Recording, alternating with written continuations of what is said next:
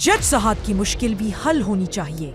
42 समातों में भी उनको ये क्यों समझ नहीं आया, ये देखें। इसकी क्या वजह है कि हर शख्स आपका नाम ले रहा है और आपके 4-5 लोग। क्योंकि सर मैं केसेस कर रहा हूँ इस्लामाबाद में, सबको चुप रहा हूँ मैं ये केसेस कर रहा हूँ, मुल्ज़िमों और मुद्दइयों की तरफ से मैं पेश हो रहा हूँ। मैंने तकरीबन कोई 100 के करीब बेलें खारिज करवाई हैं। बेशुमार और ऐसे वकला हैं, देखें ना, जो बड़े सीरियस केस लेते हैं, बड़े मर्डर केसेस करते हैं। वो इशू ऐसे नहीं है सर, ये इशू ऐसे हैं कि इसमें पूरे ग्रुप पीछे बैठ के लगे हुए हैं, पूरा प्लान हुआ है सर।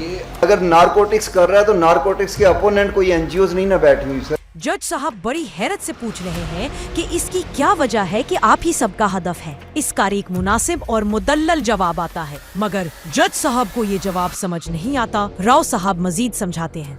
ब्लास्फेमी के अगेंस्ट एनजीओज बहुत ज्यादा बैठी हुई कह रहे हैं कि आपके पीछे असल में एनजीओज पड़ी हुई हैं, बेशुमार पड़ी हुई हैं सर। आप ये क्लेम करते हैं कि पाकिस्तान में सबसे ज़्यादा मौसर जो किरदार अदा कर रहा है ब्लास्फेमी, ऑनलाइन ब्लास्फेमी के खिलाफ, वो आप। नहीं सर, ये नहीं है।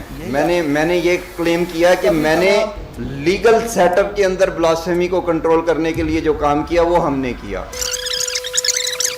आपकी थ्योरी ये है कि कोई एनजीओ है जो इन सब लोगों को फंड कर रही है ताकि वो आपको नीचा दिखा सके। ये मुझे लॉजिक समझ नहीं आया।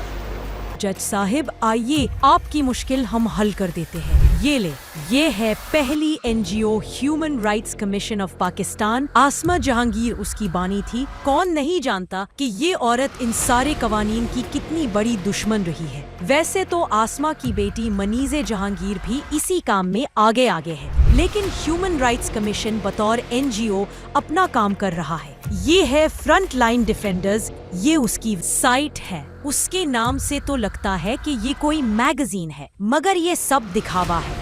यहाँ देखें, दुनिया भर से चंदा मांगकर पैसा जमा किया जा रहा है।